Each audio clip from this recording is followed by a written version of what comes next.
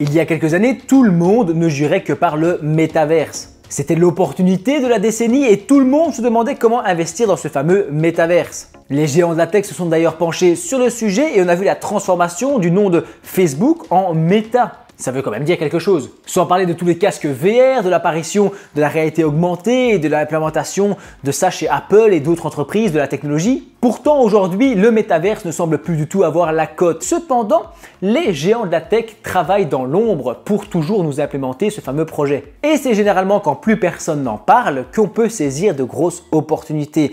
Évidemment que quand il y a un projet qui cartonne, tout le monde en parle, par exemple l'IA en 2023-2024, tu vas acheter un ETF IA, le truc c'est que tu es vraiment dans une hype complète, donc tu achètes tout en haut très cher. Si tu avais acheté l'IA et des entreprises actives dans l'IA au moment où personne n'en parlait, tu aurais cartonné. Eh bien ici c'est un peu ma logique dans cette vidéo. Est-ce que c'est pas intéressant de s'intéresser au métaverse au moment où plus personne n'en parle et que dans 1, 2, 3 ans, ça pourrait cartonner, sachant tous les milliards investis par les géants de la technologie qui veulent que ce projet aboutisse. Le métaverse, ça reste une opportunité incroyable. Tu verras qu'il y a de belles surprises, même en stock picking. Je vais te présenter quelques entreprises actives dans le domaine du métaverse, mais surtout un ETF le plus populaire dans le domaine. D'ailleurs, je le mettrai en description si jamais tu veux aller voir toi-même de quoi il en retourne. Sans oublier que comme d'habitude, il n'y a aucun conseil en investissement, aucune recommandation d'achat ou de vente. Tu dois faire tes propres recherches, comprendre que investir comporte des risques et surtout qu'une vidéo YouTube, ça reste du divertissement. Et puis maintenant, tu peux enfiler ton casque VR et te lancer avec moi dans cette analyse d'ETF métaverse. En effet, imagine un monde virtuel dans lequel on peut se balader et faire ce qu'on veut. Rencontrer des amis, jouer à des jeux vidéo en réalité augmentée, rencontrer des personnes, tout ça sans bouger de son canapé. C'est le côté fun, mais imagine maintenant le métaverse pour une personne à mobilité réduite, une personne en fauteuil roulant qui pourrait se retrouver à visiter les chutes du Niagara ou un temple aztèque aux États-Unis. C'est pas aux États-Unis, mais tu as compris le côté dramatique de la chose où il y a certaines personnes qui sont même pauvres, simplement, qui peuvent pas se déplacer comme elles veulent et qui pourraient aller visiter. Oui, ok, c'est numérique, c'est via un casque, mais il y a aussi des gants avec retour haptique, d'accord? Où en fait, par exemple, tu es dans le métaverse, tu vas saisir une canette et tu vas sentir une résistance où en fait tu sens que tu tiens l'objet en main, tu vois. Donc il y a plein de choses qui sont mises en place pour permettre aux gens d'accéder au métaverse. Donc au-delà du côté fun, il y a aussi le côté pour les personnes qui sont handicapées, les personnes qui sont plus pauvres par exemple, etc. Il y a plein de choses qu'on peut imaginer. Et d'un côté professionnel aussi, tout ce qui est télétravail, tu peux imaginer que les gens en fait ils sont au bureau, ils voient leurs collègues, ils peuvent interagir avec eux, leur serrer la main, leur donner des papiers, ils peuvent faire tout ça depuis chez eux. Aussi les réunions, tu pourrais assister à une réunion extraordinaire, une assemblée générale des actionnaires, au lieu de prendre l'avion et de faire 2 jours de voyage, tu peux simplement y assister presque physiquement via le métaverse. Tu l'as compris, les possibilités sont infinies et le pitch de départ est vraiment attrayant. Même si personnellement, je n'aime pas trop les ETF thématiques à la base parce qu'en général, le graphique c'est très simple, il y a une explosion du cours puisque c'est la hype, tout le monde trouve ça génial, les ETF eau, les ETF énergie renouvelable, l'ETF métaverse, ETF semi-conducteur pour l'intelligence artificielle, etc. Donc tout ça, en général, les ETF thématiques, ils vont avoir une grosse hype au départ. Puis, moi ce que j'aime bien, c'est soit acheter à ce moment-là au départ, avant la hype, ou alors après la hype, au moment où ça redescend et qu'on n'en parle plus trop, c'est à ce moment-là que je trouve que les ETF thématiques sont sympathiques. Par exemple, j'avais acheté un ETF thématique dans le domaine de l'eau, d'accord, parce que j'estime sérieusement que l'eau va devenir un challenge à l'avenir. J'adore l'eau. Dans 20-30 ans, il n'y en aura plus.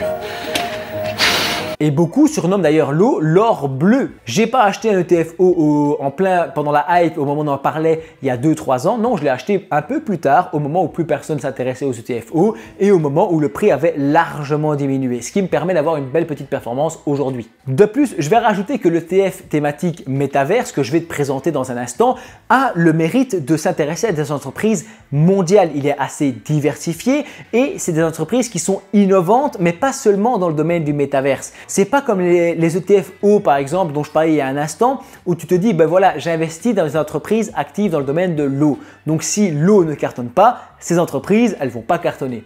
Le métaverse, c'est différent puisque c'est des entreprises qui font pas que ça, elles font autre chose. Tu vas le voir encore une fois quand je vais te montrer en bourse l'ETF et tu vas dire ok, Nintendo par exemple est dedans, il y avait Nvidia, etc. Et tu te dis Meta, ces entreprises, même si le métaverse n'existe pas, elles vont quand même fonctionner. Et donc, tu pourrais t'en sortir, limiter la casse via ces entreprises. Bon, des risques, évidemment, il y en a. Hein. Il y a une volatilité assez importante sur ce type d'ETF. On compare parfois ça à être un investisseur dans les années 2000, juste avant l'essor d'Internet. Eh bien, ici, pour le métaverse, on est à peu près au même moment où on se dit, tiens, je suis là au début, je m'intéresse au métaverse, il y en a plein qui ne savent même pas ce que c'est, et moi je suis là au début, comparé aux années 2000 avec l'arrivée d'Internet. Mais ça peut aussi être complètement l'inverse, ça évidemment, il faut que tu le prennes en compte. Et le voici, l'ETF métaverse le plus capitalisé qui existe, avec plus de 100 millions d'encours sous gestion. On dit généralement en finance qu'un ETF est fiable à partir de 100 millions d'encours sous gestion. Donc ici,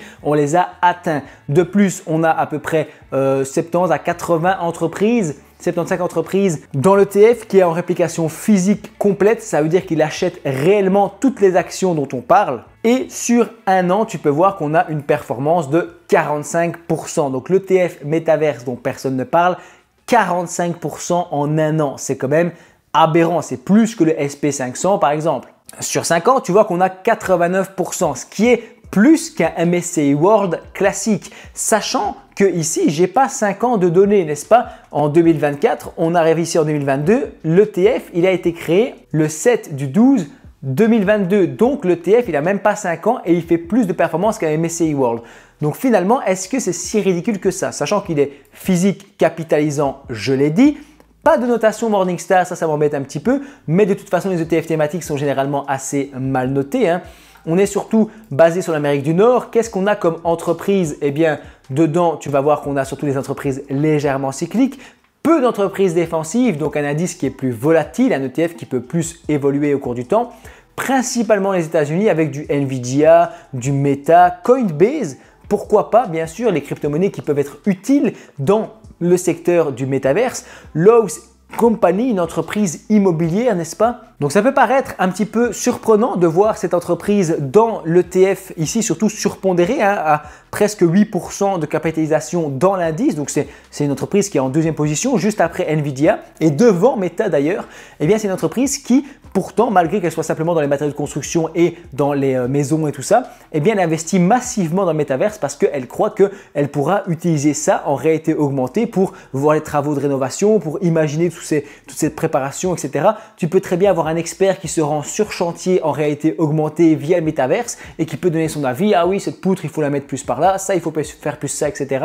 Là, je verrais bien tel matériau. Donc, tu peux imaginer plein de choses via le métaverse et Lowe's Company y croit. Derrière, je l'ai dit, Nvidia, forcément les semi-conducteurs, c'est la base pour le métaverse. On a aussi Meta qui, avec ses casques de réalité virtuelle, etc., sont à fond là-dedans. Hein. Bien sûr, Facebook qui voudrait créer un monde de Sims en métaverse. Ensuite, Coinbase, je l'ai dit, entreprise de crypto-monnaie qui va être essentielle pour travailler via le système numérique du métaverse où on n'aura pas d'argent physique à échanger. Shopify aussi qui investit dans des modèles 3D pour permettre un e-commerce en réalité augmentée, en réalité virtuelle et permettre aux entreprises de modéliser leur boutique et de permettre une sorte de mélange entre boutique en ligne et boutique physique. Je t'ai dit que tout le monde travaillait un petit peu là-dessus dans l'ombre. Autodesk, eux, ils font des modèles 3D et des réalisations d'environnements virtuels qui seront donc essentiels dans le système de métaverse. Et puis, tu vas trouver des entreprises de jeux vidéo. C'est un peu contradictoire, mais en fait, si, quand on réfléchit, c'est complètement logique. Roblox, Electronic Arts, il y a aussi Nintendo qui n'est pas là, mais il est plus bas dans l'indice, mais Nintendo fait partie également. Et ces entreprises-là, eh bien, en fait, elles sont en train de créer des mondes numériques pour les joueurs de jeux vidéo et tout ça sera très utile pour l'implémentation du métaverse. Enfin, il y a Adobe dont je n'ai pas parlé qui va travailler principalement sur des modélisations 3D, sur des systèmes, il y a Photoshop, etc. qui sont avec eux et qui vont être essentiels pour l'implémentation éventuelle d'un métaverse. Maintenant, on va partir des documents du fonds. Donc là, c'est très important de toujours aller vérifier ça. Ici, tu vas retrouver le code EASIN. Encore une fois, je te mets ça en commentaire, pas en commentaire, en description, n'est-ce pas? Toi, tu me donnes ton avis en commentaire, tu me dis ce que tu penses d'un ETF Metaverse. On est sur un risque 5 sur une échelle de 1 à 7, donc c'est un peu plus risqué qu'un MSCI World, un ETF classique qui est risque 4 ou un SP500, c'est risque 4 aussi. Là, tu es un petit peu plus risqué. Évidemment, on ne met pas tous ses sous sur un ETF Metaverse. Quand tu descends, tu vois qu'avec 10 000 $ investis sur 5 ans, tu peux espérer 2 600 $ en cas de scénario très défavorable. Et si tout va bien, tu peux espérer jusqu'à 40 000 $. Sache que dans un ETF monde classique, on prédit via ce genre de tableau 20 000 $. Donc tu pourrais doubler ton investissement sur 5 ans. Avec ce type d'ETF Metaverse, on te propose de quadrupler ton investissement. Ces données ne sortent pas du chapeau, elles viennent de scénarios qui se sont passés réellement il y a un certain temps. Par exemple ici, basé sur 2021, 2024, sur 2018, 2023, 2016, 2021. Ça reste des performances passées qui ne garantissent pas du tout des performances futures, mais ça te donne une idée de ce à quoi tu peux t'attendre. Tiens, je peux perdre plus sur un métaverse ou gagner plus. Quand on descend ici, tu vois que les frais, là par contre, le bas blesse puisqu'on aurait 0,50 de frais de base et 0,01 supplémentaire. Donc on serait à 0,51. Donc ici, les frais sont beaucoup plus importants que sur un ETF SP500 par exemple à 0,10% de frais ou un ETF Monde à 0,20% de frais en moyenne.